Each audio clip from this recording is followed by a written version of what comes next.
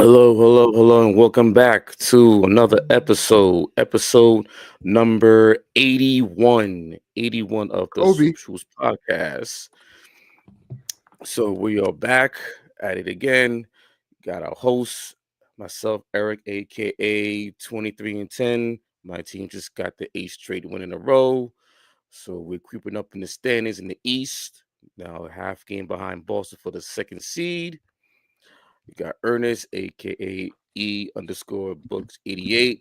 We got Armani, aka Armastradamus, Lake Show, and we got Josh, aka Capture the Flag and Race for Ace 2025, as the Nets made several trades in the month of December. The latest one between the Nets and Lakers, as the Nets ship off Dorian Finney-Smith to the Lakers for D'Angelo Russell, Maxwell Lewis, and a couple second-round picks. 3 second rounds to be exact. 3 second-round picks. As we see the Nets starting to peel back as they try to go and secure their place into the 2025 NBA draft with the high lottery pick, as they can try to get, Cooper Flag, Ace Bailey, Dylan Harper, or maybe a Derek McQueen out of Maryland. And by the way, Ace Bailey today, man, put on a show today. And Katie had some praise for him. So his stock is yeah, his stock is rising. They compare him to T-Mac. Yeah. That's a really good comparison. Really good comparison to Mac. He's still very raw. Yeah. Right now, I would say he's more of a Jabari Smith prototype, just a better scorer. Relax, Josh. Relax. But I think his ceiling is way higher. Like his ceiling is just, But right now, that's what it looks like, Jabari Smith. His floor could be like Jabari Smith, maybe Michael Porter, but ceiling is. Yeah, his ceiling is wonders. But as we get into episode 81, shout out to Kobe Bryant, 81 points, second most in NBA history, points scored in the game. Yes, sir. And with the latest news that's coming out of the league right now, obviously one of the biggest stories right now is Mike Brown from the Sacramento Kings. I was going to say Queens, but Kings. No. We Laker fans, man. We could call them the Sacramento Queens, yo. No. Because every time they win a game, remember that early in the season, it was like, oh, why is the Lakers celebrating like they won a championship with confetti coming from the ground? Meanwhile, they over there lighting the B. Well, like this L, man.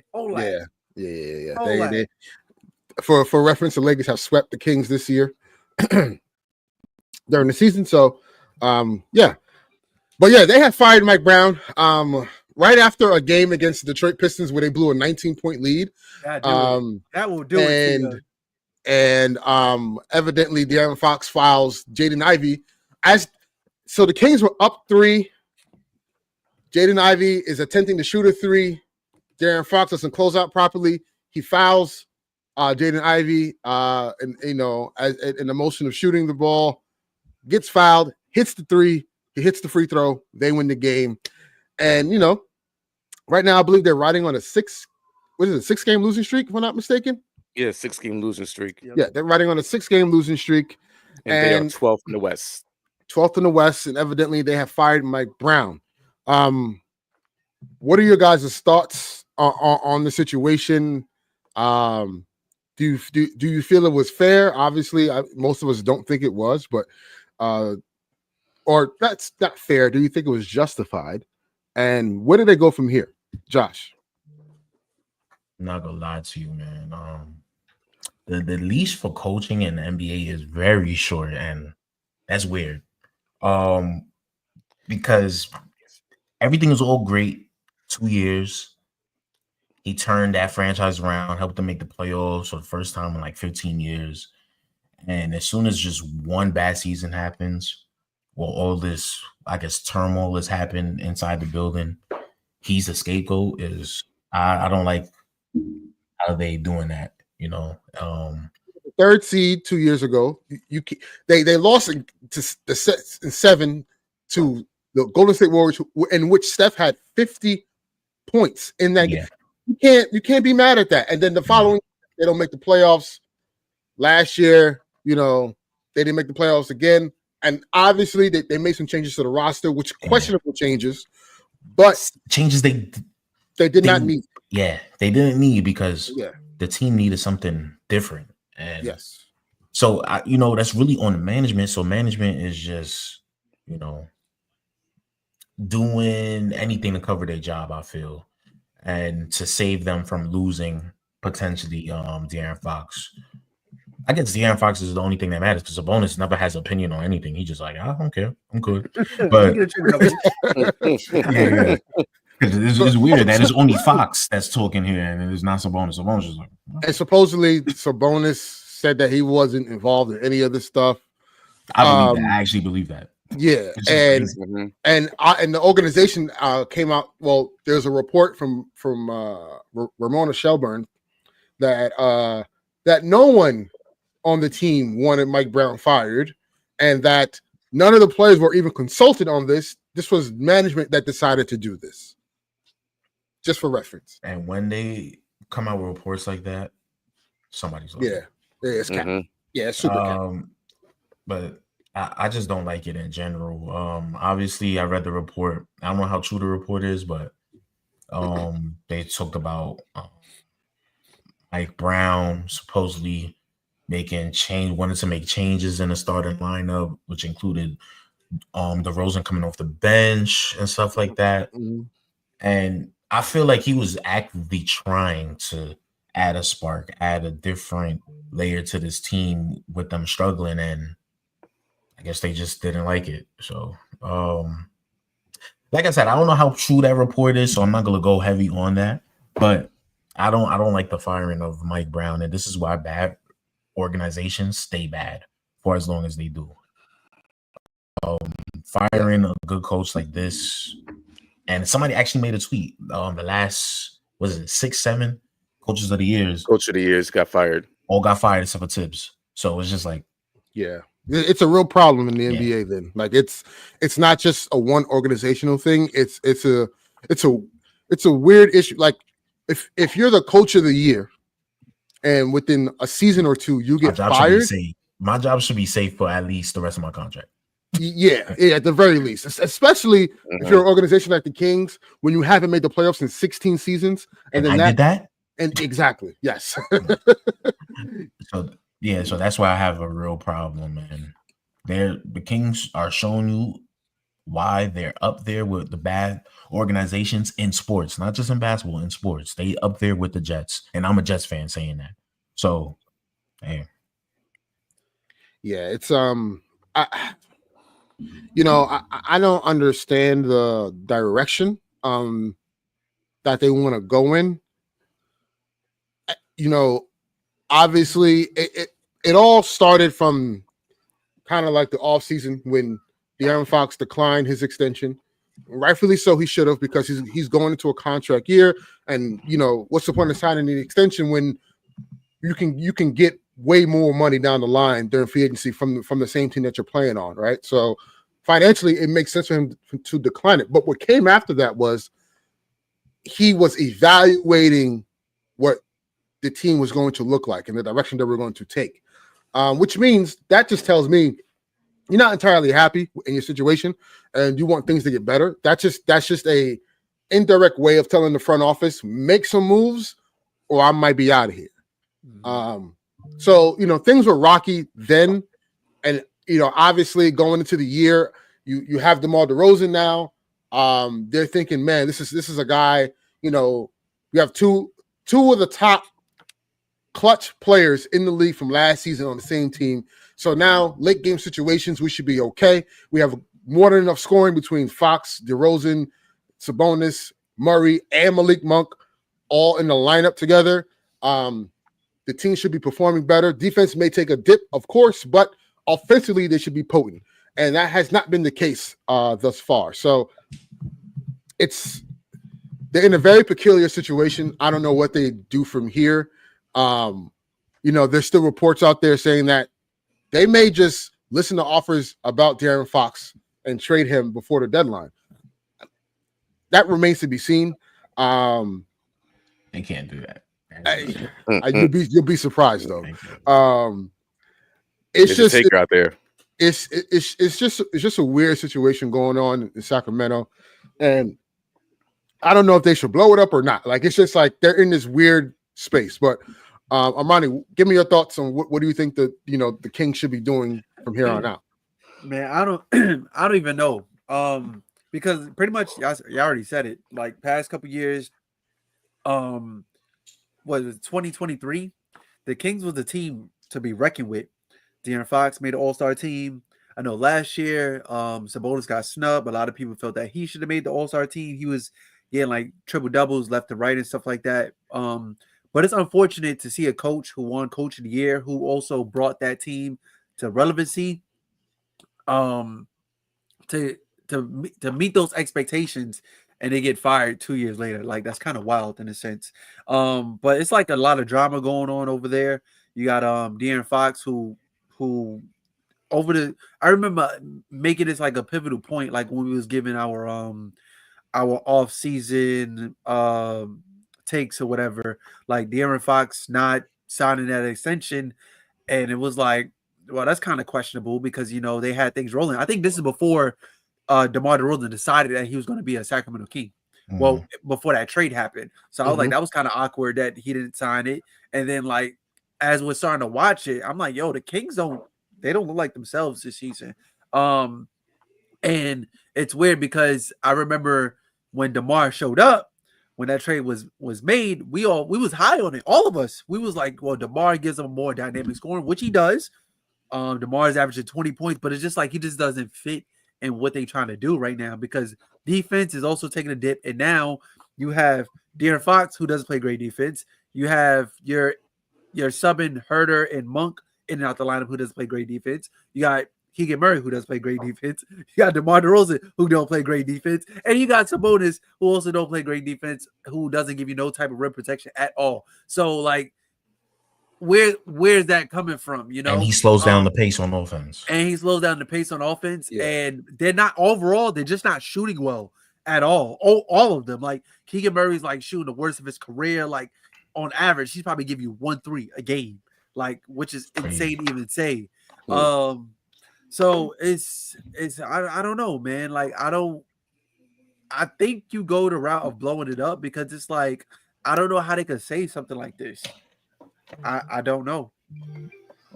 So, I mean, I'm with you. I don't know how they do it. Eric, what do you think? Yeah, just move to Seattle and end it right there.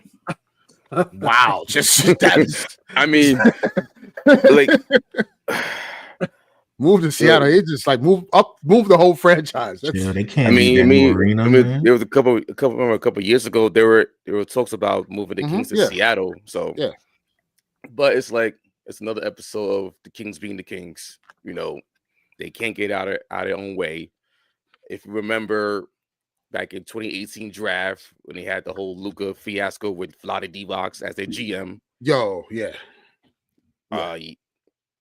And this who did they draft? Marvin Bagley. Yeah, Marvin Bagley. They drafted Marvin Bagley because Marvin Bagley. They was like, all right, we didn't want to get another guy who plays the same position as Fox. And then the following year, you get Tyrese Halliburton. And then Divac said. Then Vlade says down the line, I think he said it's like last year or 2 years ago, we didn't think that Luka was going to be this good. Excuse me?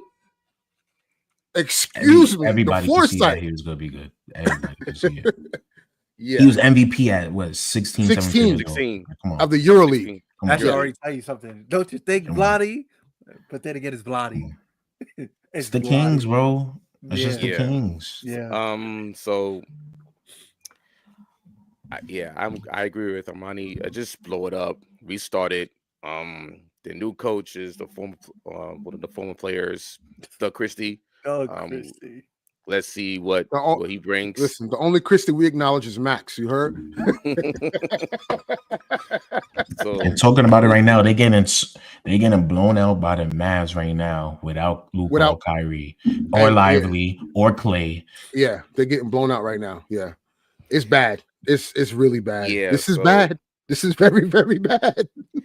I mean, one thing I will say, because like we see what's happening in Miami, how like Jimmy Butler and not getting along with the front office and stuff like that, creating a lot of commotion and what's going on. And De'Aaron Fox doesn't give me that type of vibe that like he'll try to like stir things up and shake things up. But bro, you're the franchise player, bro. Like, and you held off on signing that extension because you felt like your team wasn't in a space to win. Remember, he said that on Draymond's podcast. He did say that. He said that. I feel like at this point, you lose to Detroit, right? That was I don't want to say that was the nail in the coffin, but losing to Detroit, it wasn't the nail in the coffin. I'm not sugarcoating it. It was the nail in the coffin. Yeah, no, it wasn't the fact losing; is how they lost. It's how they lost. Yeah, right. It's how they lost. Right? Detroit's actually like good.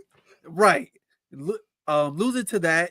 Right, your coach gets fired, and then also the audacity. A report comes out saying that we try to look for trade acquisitions like Brandon Ingram, Zach LaVine, and we couldn't find a suitable offer for those guys, so we had to trade the coach. Like that doesn't make any sense. like come on, that doesn't make any sense. So if I'm De'Aaron Fox, I'm seeing the way things is going right now. Like we're not that team we used to be a couple years ago, which is even crazy to say. I'm trying to shake things up. Like, what's going on right now? You know, trade me.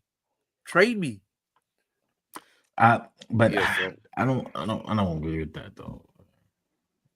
Why you defer? Because this is what life is about. If you got a problem, you don't just be like, I'm a dip. You know what I mean? Try to fix it. I feel you. Try to see if you could a year or two wait it out. But like, look how long De'Aaron been with the Kings, bro. Look how long the Kings has been struggling, bro. I'm just saying. I feel you. I get what you're saying. This is the first bump in the road. You don't just, I'm not driving this car no more. I mean, you can say the same thing about Ant-Man too, right? What about Ant-Man? Y'all telling him to act out?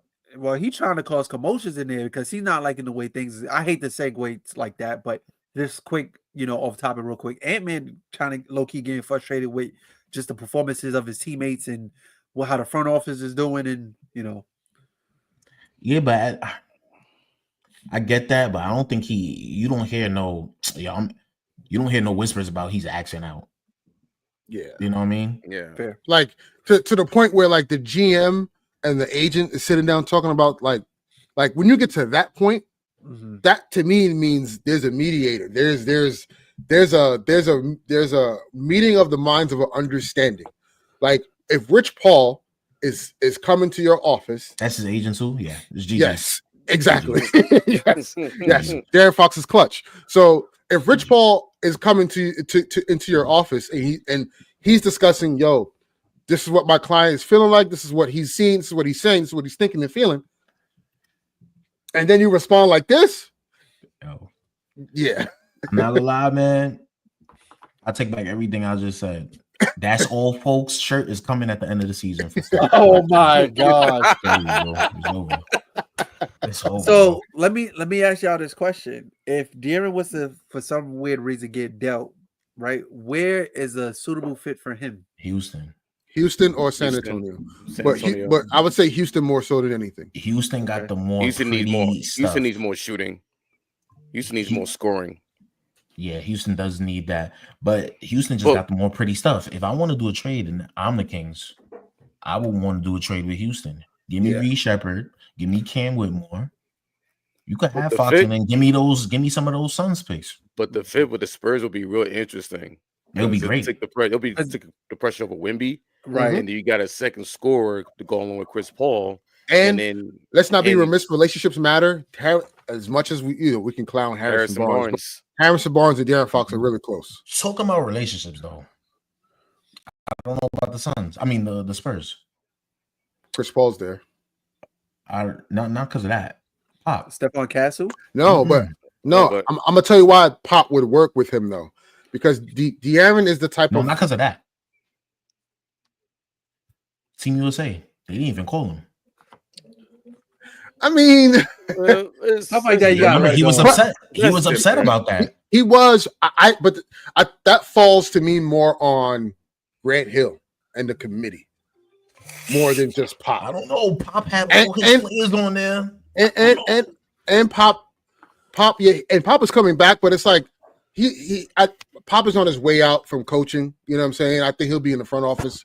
You know, but his personality, it fits San Antonio. Like quiet, he's from Texas, right? Yes, he's from Texas. Yes, yes. I was told yesterday he bought a house not too long ago in Corpus Christi, which is right by San Antonio. So, you know, he's from Texas. So that's why the Rockets connection is there. That's why the Spurs connection is there. He'll fit right in. He's home. So, you know, I think those two teams would be the viable spots for him if he gets dealt. Yeah. I don't know what I get back from San Antonio. I don't want Kendall. Is either Kendall Johnson. No, I think and picks. Well, no, it'll be Castle, which is he's a good prospect. You think Vassell? I think they're gonna have to give up too. That's hefty. But I think they're gonna exchange that with Kendall, like Castle and Kendall and picks. Either one. Even if so, you would rather Castle and Kendall. And no. Give me Reece Shepard and Ken Whitmore for sure. But here's the thing, though. You're also probably going to take on Van Fleet. The Rockets are not going to keep Van Fleet and De'Aaron Fox. It's not going to happen. Mm-hmm. So you're probably going to have to. I don't know if I want that. But you know that. But that's what, 1 more year, 2 years. You know the Kings are going to be like, all right, we're still going to be good enough. Van Vliet, Sabonis, and fill out the rest. It's going to be. But you know, look, organization. If I'm not mistaken, Van Fleet and DeMar played together, correct? They played in together. Yeah. So, I mean, yeah. I just both make sense. It's just both make sense. I think it's on preference and how the money work and picks involved and all that stuff, and obviously, you know, De'Aaron Fox has leverage here because he's going into a contract year, so he can ultimately say, "I'm not going there because I'm not going to resign." You know, it's part of the business. Mm-hmm. But yeah, the Kings got some work cut out for them. They need to figure out what the hell they're going to do, because it is a mess. It is a dumpster fire as we speak over there. But shifting down the coast of the state of California, there was another team that did some shake-up moves, and it was the Los Angeles Lakers. And the Brooklyn Nets have agreed upon a trade which involves sending D'Angelo Russell and Maxwell Lewis, along with, if I'm not mistaken, I just want to get the details right here, along with the Lakers' 2027, 2030, and 2031 second-round picks to the Brooklyn Nets for Dorian Finney-Smith and Shake Milton. Personally, I'm not gonna lie. Yes. The Shake Milton thing that the Laker fans I'm seeing them be like, oh my God. I'm like, yeah. Slow down. I know you've seen what he did over here, but Jordy is a magician with guards, right? Yeah. Milton is gonna make some open threes in the corner for y'all, and then 10 minutes he played. But let's relax, guys. Stop hyping up Milton like you. But here's the thing: we, as Laker fans, we do this. We thought Ramon Sessions was going to be. Saying. Oh my God! at least Sessions showed that he was like a starter.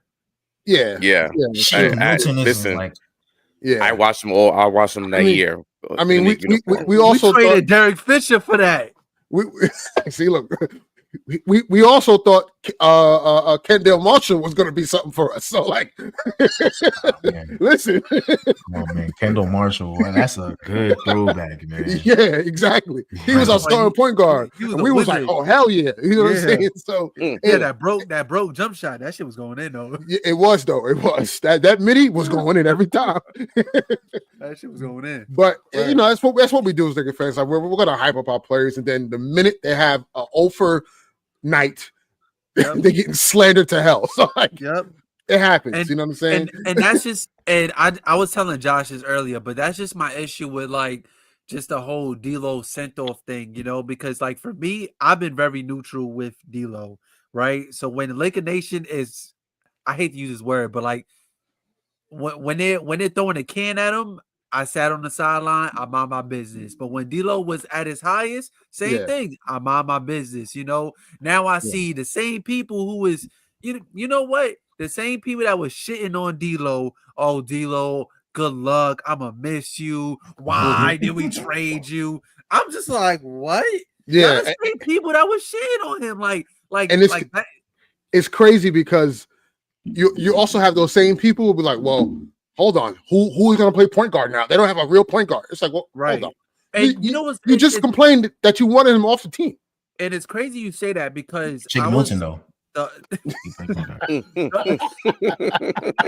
other night, I'm watching our most recent game. We played against the Kings, and I was just watching the way that Austin was moving out there. I was like, you know what? If we trade D'Lo and Austin's our point guard, like it took me this game to realize, like, you know what? I'm coming to grips that this could be our point guard, bro. So here's the thing, right? Like, I don't mind Austin being the point guard. The problem is that when Austin is playing against athletic guards like Cade Cunningham that night when he had 6 turnovers, he struggles a lot. So like, that's my issue with Austin is that he can play point guard, but he's such a combo guard and he's a scoring first guard that and it's just when he's against athletic guards, he struggles a lot. So, and in the West,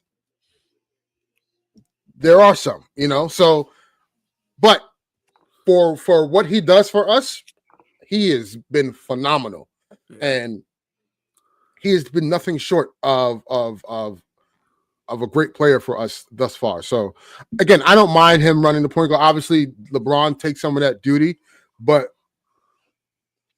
I think there still needs to be maybe 2 more moves. One of them is getting it big, but the next one needs to be another guard that they can trust, that can at least, at the very least, run the offense and not.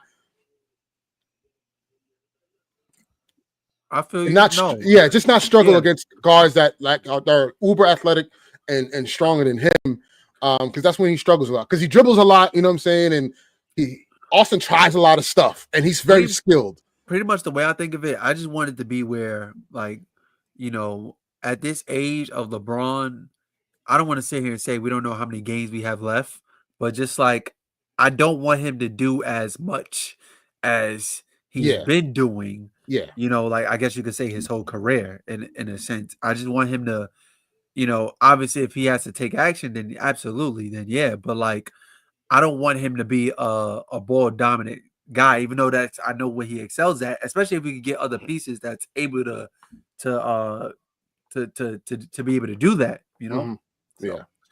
But ultimately, I think the trade, you know, was a plus for the Lakers. They needed a guy that can just that's a glue guy, that plays tough, gritty. You needed a wing. We need another wing. So I'm not mad at trading a guard for a wing. You know what I'm saying? The shortest guy on the roster now is Gabe Vincent at 6'4", I believe. So oh my god.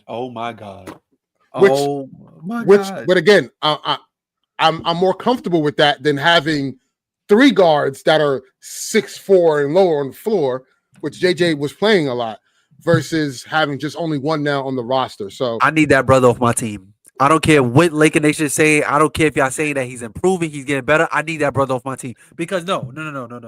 No, you're not about to sit here and tell me that he's improving when I understand he started off on a rocky roll and stuff like that. Mhm. But bro, he was in the same conversation as Dwight Howard. Now you're like, how is he in the same conversation as Dwight Howard? Dwight Howard can't shoot, right? Dwight Howard had more career threes as a Laker than Gabe Vincent. What are we talking about here, bro? I mean, now it's changed because he's been hitting. But why is that a conversation? You see what I'm saying? Why is that even a conversation? No, bro? I get it, but obviously, and he's getting the bulk load of those minutes because obviously you got Vandal that's hurt, and he's supposed to be coming back now. All of a sudden, as soon as DFS gets here, he's like, "Oh, hold on, I'm ready to go." So, now I'm very intrigued to see a lineup. Well, not a lineup, but I'm very intrigued to see DFS and Vandal out there together, because the defense is going to be pretty legit. So, and obviously Shake Milton is Shake Milton. Like he's going to give you what he gives you. He's not going to be some spark that's going to be like putting up 18 points. Like he's not going to be like DeAndre Hunter, what he's doing off the bench. He's not going to do that. But he'll have a game. He'll have a few games here and there. Yeah, you know what I'm saying? Because I've seen that. What's that game we just won? The Nets just won. Wasn't that against Orlando? No. Orlando. Milwaukee, was it? Milwaukee. He did that in the fourth quarter. Yeah. He was wilding out in the fourth quarter. Why? And I guess Sean Marks was like, "Yeah, we can't have this. You're included." Yeah. So, but you bring back D'Lo. but ultimately, I think the trade was a plus for the Lakers. Just again, Dorian Finney-Smith knows how to play with stars. He played with Luka. You know what I'm saying? So it just makes sense. Before we get to Josh, Eric, what are your thoughts on the trade? Well, it was a win-win trade for both teams. The Lakers, they needed a wing, and they got their wing because a lot of teams were calling for DFS. So the Lakers, I think what this trade does is like it's now going to force teams to like start making moves to improve their roster, because there's a premium for wings, and the Lakers got one of the premier wings in the rotation of wings in the league in DFS. So as for the Nets, it was only a matter of time to start trading the main pieces away. They traded away Schroeder. They traded DFS. Cam Johnson's next. Now what's gonna happen with Ben Simmons? What's gonna happen with nothing. Russell? Leave him here. He's perfect. He's perfect for the tank. Let his contract run out. Yeah. So you won't get nothing in return? No, we're not gonna get nothing in return, regardless.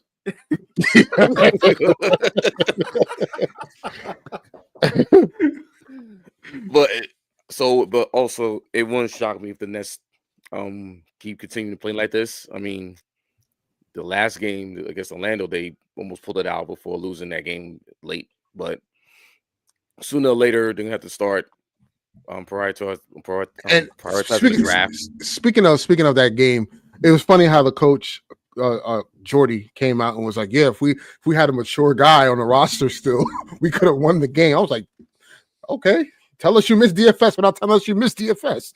He hasn't even played in the last week either. So. I know. I was like, "What are you talking about, bro? It's okay, whatever." Cam Johnson left the game because he got hurt, so it was like, I don't know what you're asking for right now. Yeah, well, yeah, that's my 2 cents on the trade. But I also expect more trades to happen. Absolutely. Josh, as chat, if you guys didn't know, Josh was gonna go on a strike if the Nets didn't make a trade, and Sean Marks heard him, and he decided to trade Dennis Schroeder, which brought him back to the pod. Actually, I told him first. Actually, I told Sean Marks at a couple. Yes, Eric did see Sean Marks. Yes, thanks so much. They said this is a birthday gift for LeBron. Yeah, right. Sean Marks, I swear, bro. Yeah. Oh, but my glorious king. Oh my. Yeah, it's crazy. Twitter's a crazy place. But Josh, give us your thoughts, man. Obviously, the Nets are moving in a direction that's supposed to be tanking, obviously acquiring D'Lo. As we know, D'Angelo Russell is in a contract year. He was relegated as the sixth man in LA, which now kind of diminishes his value a little bit. So I would assume from this second half of the season, he's going to really try to up his value. Yeah. So that going into the offseason, he has a couple offers on the table that seems serviceable, not more like a Tyus Jones type of market, which is kind of his market right now, I would assume. But yeah, how do you feel about, adding Maxwell Lewis as a young prospect as well and getting those picks from the Lakers and the direction for the Nets going forward? All right, let me give my thoughts on the trade first. The trade wasn't bad because when you look at the whole aspect of it, you trade in DFS and Shake Milton for 3 seconds. Maxwell Lewis, who is an interesting prospect I liked in the draft 2 years ago, and a player like D'Lo, that's a good trade. Here's the problem. We're supposed to be losing. And you just gave us a functional player who can average 18 to 21 with like 6 assists a night, who's better than Dennis Schroeder, who we traded away so we could be bad. So it's just like stuff like this. Nets Nation, Sean Marks. We're confused. We're confused. I don't know if you got Twitter. I don't know if you got a burner account. We're confused. We don't know what you're doing. We're supposed to be losing to get one of these guys. You see these guys behind me? We're supposed to be trying to get one of these guys. And it's like you're not fully committed to the tank. It's like you got the Pelicans lost tonight, so they're ahead of the game. Pelicans and Wizards both lost tonight. But we not even gonna catch them. Because the way they're going, we're not even gonna catch them. But I mean, y'all could lose like 30 games straight, but I don't know. No, that's not possible. No team wants to do that. Do you see how hard this team plays every night? It's not possible. It's not gonna happen. So it's just we're confused by your direction. If you was really serious about the tank, you traded for the Suns picks, who was going to implode. The writing was on the wall for them to implode because they had the healthiest season last year. That's not going to happen again. But nevertheless, you traded 4 of the Suns picks for 2 of our picks. Not even all of our picks back. You didn't even get the 2027. You just traded for 2025 and 2026 just to half-ass a tank. What is the point? Yeah, there's no point in that. And you guys, so also if D'Lo is kept through the deadline, obviously that's $18 million off your books, which now opens up $60 million in cap space that the Nets will have at their disposal.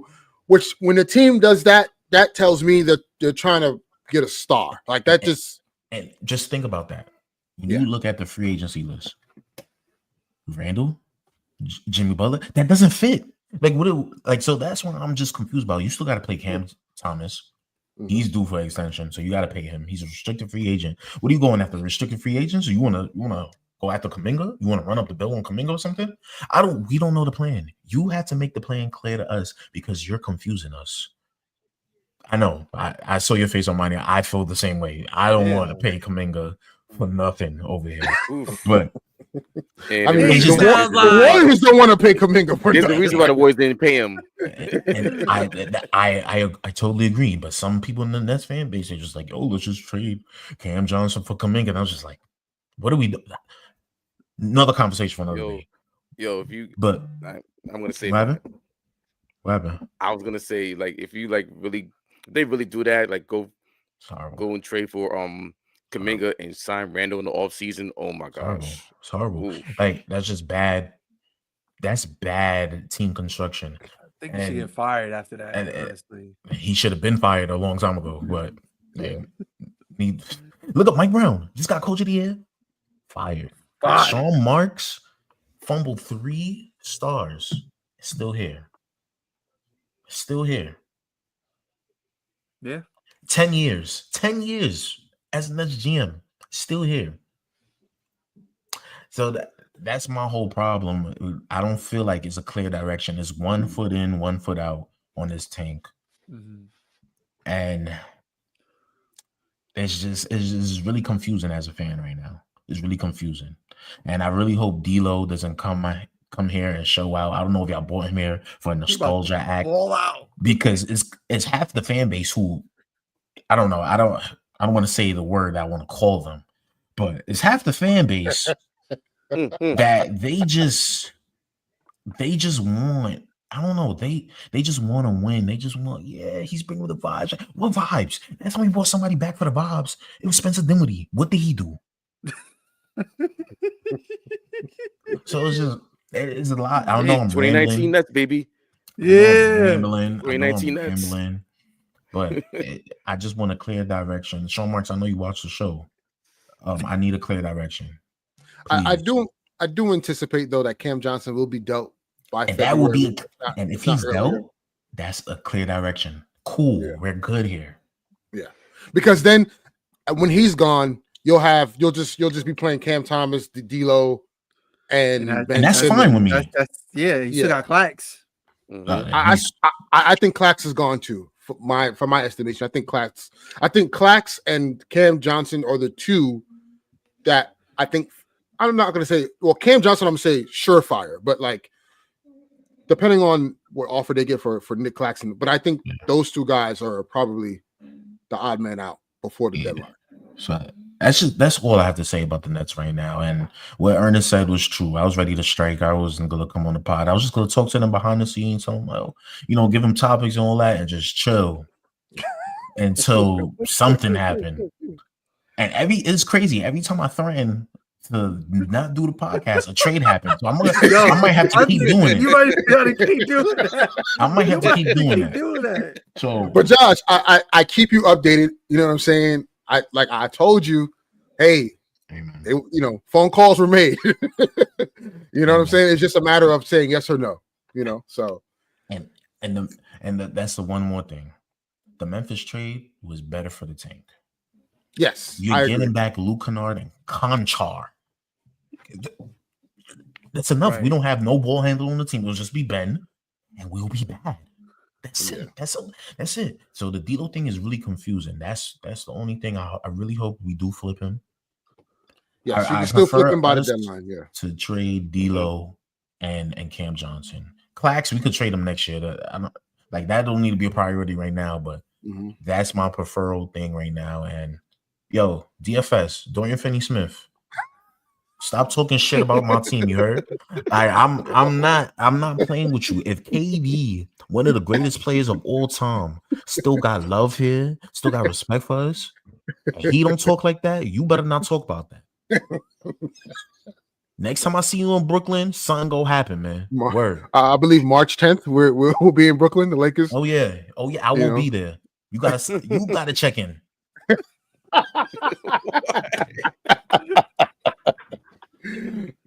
Talk about little brother. That was so unnecessary. Like, come on, man. Kyrie got more bad blood here with the GM and the ownership, and he don't even talk like that. For reference, Dorian Finney-Smith was asked about joining the Lakers and like how does he feel joining a team, and so I'm paraphrasing a little bit. I'll get to the actual statement that Josh is referring to, but I'm going to paraphrase the beginning of that statement. He's basically talking about how joining the Lakers and that the organization has a clear-cut direction of where they want to go, and the Nets, kind of didn't have a direction of where they wanted to go, and he didn't know pretty much like what his role was going to be. At least with the Lakers, he feels like okay, there's something tangible here. Now, with the second part of that, he said, if you played in Brooklyn, you know what I mean. You don't want to be the little brother in the city, meaning. Obviously, him joining the Lakers, shot at the Clippers, being the little brother of the city, and then him playing for the Nets and sitting when he at the Nets were the little brother of the city of New York, in comparison to the Knicks. So he's like, I'm finally with the big brother. It feels good. So somebody in the comment section, I don't know if we're looking at the same post, but somebody said Nets fans ain't going like this one. Yeah, exactly. Yeah. Somebody said this is amazing. Nets fans are gonna be so hurt by this. I'm not gonna lie, and you know what? Those comments is really they upgraded because comments used to be. Somebody said Nets aren't even a little brother; they are cousin through marriage. That's insane. Wow. Says a guy from a That's flyover nasty. state. He probably lives in Idaho. Talking like that. What is he talking about? Wait, he's a Knicks, Dodgers, and Nuggets fan. What? Wait, what? That don't even make sense. He got that in his bio. Knicks, Dodgers, and Nuggets. See what I'm talking about? That He don't live in a state with a sports team. So anyway, man, I just lost my train of thought. I don't want to get too angry. You saw my DFS and him checking in. He just gotta check in with me. We gotta talk. We gotta talk. I don't care if you 6'8", 6'9". We gotta talk. Hey, I feel you.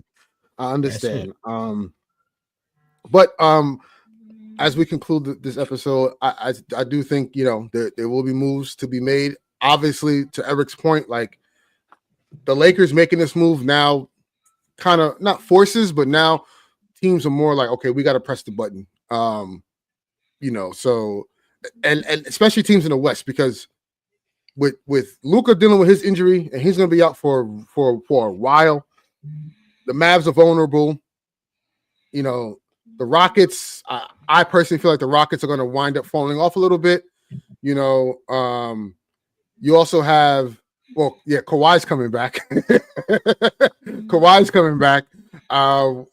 And then obviously Memphis, Ja Morant is dealing with a shoulder injury, if I'm not mistaken, as well. Yeah, AC joint. Yeah, he's dealing with an AC joint. So the West, outside of OKC, the West is a toss-up, man, and there's some seeding to be had. So the Lakers making this move was super important for them, and I think this helps them in the long run, obviously in the standing. So we'll see, man. We'll see what happens in the next few weeks. Obviously, trade deadline is February 6th, if I'm not mistaken, or February 9th, one of those days. February 6th. February 6th, yes, and I'm sure we'll see some moves then. So. But until then, I mean, Eric, you want to gloat a little bit because the Knicks are starting to really gain some ground in the East. Yeah, Brunson had 55 and Cat had 30 the other night. Yeah, and Cat had another 30 and 13 night tonight. Josh Hart had a triple-double, 25 points, 10 assists, and 15 rebounds.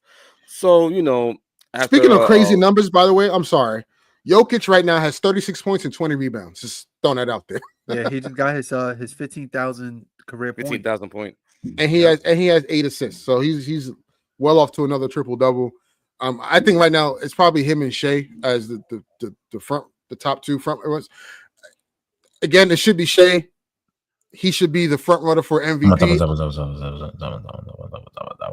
You just said Jokic and who? Jokic and Shea, right? No. Put that screen back up. You said Jokic? You said Jokic as the 7th seed? Wait. Listen. Yo, stats nerds. No, it's not for you, Ernest. It's not for you. Okay, because you know how I feel about that. I'm just going up for what's being projected right now. It's Shea and Jokic as the top two right now. Yo, stats nerds. Yo, ringer. All y'all guys that like analytics and box.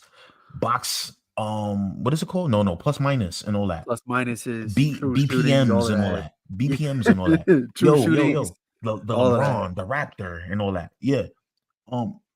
Y'all told me, right? And I'm not even a Russ fan. Y'all told me averaging a triple. We go back to that video. Being the 7th seed, and look who's the 7th seed, the Nuggets, right? Shouldn't get you MVP. Yeah, I see Shea on top of here. If you remember in 2016, Russ got the award there, and the Thunder was a 6th seed. Mm-hmm. And I heard a lot of complaints. Yes, I already know. Averaged. Yes, he averaged a triple-double though. I saw people in the comments. Yes, I saw what you said. Russ is not as efficient as Jokic. Of course, a 6'3" guard who can't shoot like that is going to be less efficient than a 7-footer that could just bully people and get it. Yes, I know. I get it. But it seems crazy that we're changing the argument for a guy just because you like him more than the other guy. Yeah. Be consistent. Yeah, Shea should be the far ahead. Damn. Honestly, I think he should be the clear winner. He should be the winner for this. It should be. He should be one, and Donovan Mitchell should be number 2. Yeah, Donovan Mitchell should be number 2. Oh, even Tatum. And honestly, Cat should be top 5. And that's fine. I think he is in a power rankings right now. He's in the top 5. Yeah. Yeah, he's in the power rings right now. But that's my problem. So it's just like, yo, Jokic's having a great year. Yes, he's at his peak. He's at his pinnacle of his career. We're performing. I get it. Yeah. But if you wasn't doing that for these other guys before, and you were saying, yo, these guys are on lower tier teams and all that, Jokic is doing it now, and y'all just like, oh, let's put it out the window. Y'all cared about voters' physique so much, but now y'all don't care about it because y'all like Jokic. That's a problem. And I'm a Jokic guy. That's a problem. No, I being agree. biased. I agree. But yeah, the Knicks are looking good. They're starting to climb up the standings. Their team is starting to round into form. They just needed some time together to gel. It wasn't going to take long either. You know, Brunson and the Cats pick and roll game is literally one of the best in the league. So yeah, like I said before, I think, you know. And on top of that, they became the first team to have 4 players in the starting lineup to have a 40-point game. Yeah.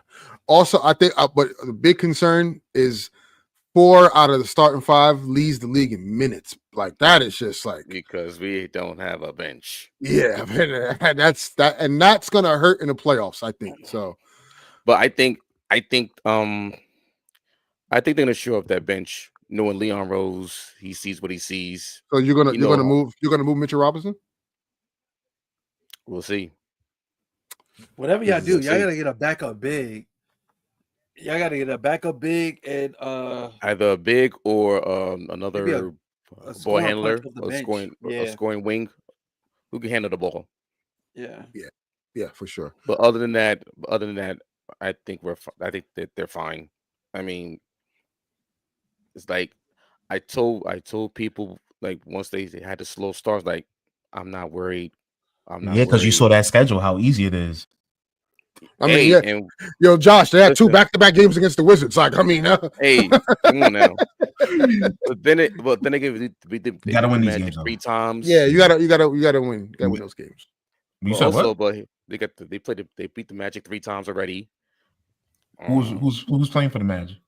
Hey, listen, I'm trying. No. You gotta get those wins. You gotta get those wins. I'm just saying. You gotta win the game that's in front of you. I'm just a little concerned with y'all defense being so bad against these bad teams. That's my only problem. Actually, they right now they're 13th in defensive rating, so they've climbed up from where they started. So they're right on the outside of the top 10. Excuse me. So once they get into that top 10 and the defensive rating, yeah. But they just still gotta you know, get some depth on the bench and get some center help, because the foul trouble for Karl Anthony Towns is starting to concern me a little bit. Yeah. So, but don't worry, help is on the way, bro. I mean, Mitchell Robinson. Yeah, we'll see if he stays healthy. He gave up hope because it's not that. No, it's not. No, he saw his face. He was like, because it's like, bro, like, I don't want to push him because I'd rather keep him on the shelf and slowly ramp him up until like for the playoffs, late February after All-Star break, because that's when I need him healthy in March and April. Because we're gonna need him. We're definitely going to need them in the playoff for a playoff run. Yeah, for sure. Especially against Cleveland this year, who looks like they're playing bigger. They're playing bigger, and basically they're playing and the Magic around they're playing the offense around Evan Mobley. That's the big difference. Which I really like. I really like that they're catering to Evan Mobley, because when you start to see, like, and that's happened in the league now, And I know Eric alluded to this early in the show, but like the importance of having like just versatile wings. And this is a video I had sent in the chat a couple days ago about like the death of the power forward, how like we don't see those bruisers, those back to the basket guys, like the guys that we grew up with, like KG, Dirk, Duncan, and stuff like that. We see a lot of more on the ball, versatile wings and stuff like that. So the fact that they're putting the ball in Mobley's hands at like the perimeter and have him orchestrate whether it's handoffs, PNRs, and stuff like that is giving him more what's the word I'm looking for? I just had the word, Fluidity. but more fluidity, and he's in the offense a little more instead of just waiting to get a putback or just getting a punch 1-4 or something like that. You know what I mean? So that's the main part to And like also right now. defenses they cannot load up on Mitchell. Yep. They did. But now if you see the in the East standings, the tiers have started to like widen up a little bit. Especially so you got the top 3 Cavaliers, Celtics, Knicks, and then there's a gap, and then you got the Magic, and then you got the Hawks and the Bucks in that 4, 5, 6 range, and then the Heat. There's like still surviving, and then you got the playing teams with the Pacers, Bulls, and the Pistons, and the Sixers. They're still in it. So it's gonna be real interesting come trade deadline which teams are going to make moves, because now it's real. It's kind of you can really see that. I think the Magic needs to make a move. I think the Bucks still need to make a move. Pacers, they definitely need to make a move. I don't know what the Bulls their thoughts are. If they want to stay in that plan, or they trap, go different direction. They trap, man. But I like for the Pistons to make a move, because I really like their makeup a lot, especially with their head coach Bickerstaff. Yeah. And also, what are the Sixers going to do? Because you still got the big 3 of Embiid, Paul George, and Maxey. Can they stay healthy enough to stay to move up into the standings to get that last playoff spot? Yeah, they can. I don't think so. What you mean? They're already there. Hold on. Over the course of the season, though, all they have to do is get to 10th, but they're gonna get further than that. Hold on. Because the Sixers, they're playing right now against the Blazers. They're on this is their first game of the 5-game West Coast road trip, and they won on Christmas. That was a big win. Yeah, that was a big win against the Celtics. The Bulls, they won today. The Pacers won. The Pacers beat the Celtics yesterday. Damn, it's pretty much a dogfight between the Nets and the Sixers. It's not no dogfight, man. And then the Sixers play us. The Sixers play us on Saturday. Yo, Nets, make the playoffs. I want to go to a playoff game, man. Come on. You see what I'm talking about? He wants us to be mid all his life. I want entertainment, man. Damn. Go to the Knicks game. Right? They the big brother, right? They the big brother, right? Bro, I'm not paying First of all, I'm not paying no 200 to sit in the 300s, bro. What do you think Nets tickets are going to be? Those 300 seats are not bad, bro. What do you mean? Nets playoff tickets don't be that bad. I've been to a couple Nets playoff games. Oh, when, bro? When KD and Kyrie was here? Nah. Oh, I mean, it shouldn't be that much. It shouldn't be that much because KD and Kyrie not there. The last time I went to a Nets playoff game was when D'Lo was there, which it might happen again. That's not gonna happen again, bro. You have too much hope. You think that even though D'Lo he's gonna overperform maybe. You really think the Nets are gonna make it over the Sixers? We're gonna jump the Sixers in the standings. Hey, you said it themselves, man. They be playing hard. If it came down to a playing game, Just saying, man. Amani, listen to yourself, bro. I am listening to myself, and You don't have this much, Ernest. He don't got this much hope in the Lakers, and he got this much hope in the Nets.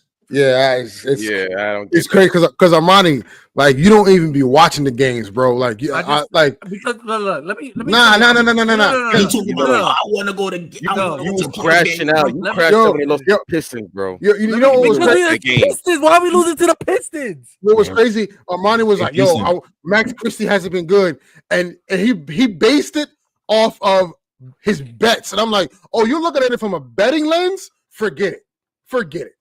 You're not even watching the game." Go. I just hit on the bet. Let's go. See?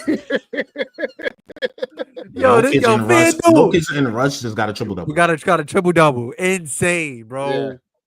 Insane. Yeah. But look.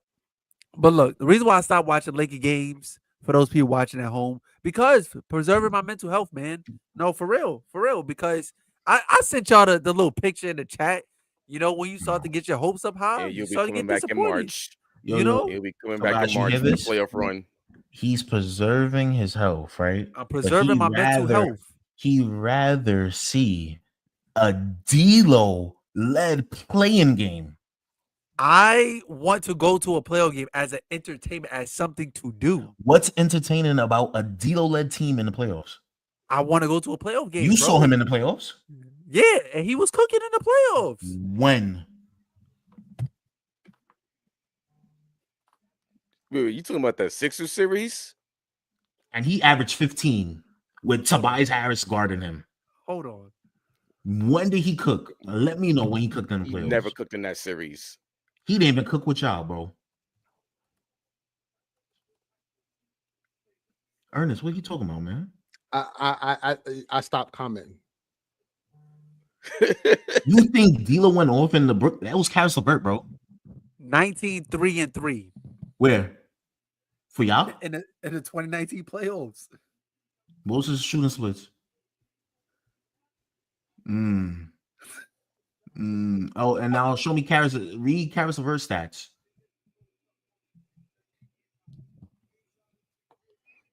Oh boy. Meanwhile, if you look in the standings in the Eastern Conference, the Celtics lead the Knicks by only a half game for the number 2 seed in the Eastern Conference. Yes, right. That's what I was saying, Eric. We covered that part, and we talked about like the Knicks rounding it up and also becoming, you know. Also, they have a big game this Friday against the Oklahoma City Thunder. That's gonna be a good test. That's gonna be a good test. But yeah, needless to say, guys, it was a good show today. Again, like I said, it's going to be a lot of information coming out very soon. A lot of trades, not a lot, but there will be some moves happening, and it's going to be some good things to see, good things to talk about. So, with that being said, take care of yourselves, take care of the people around you. Peace in basketball, guys. Happy New Year. Happy New Year. Absolutely. Happy New Happy New Year. Year. Happy New Year. New Year, new Lakers.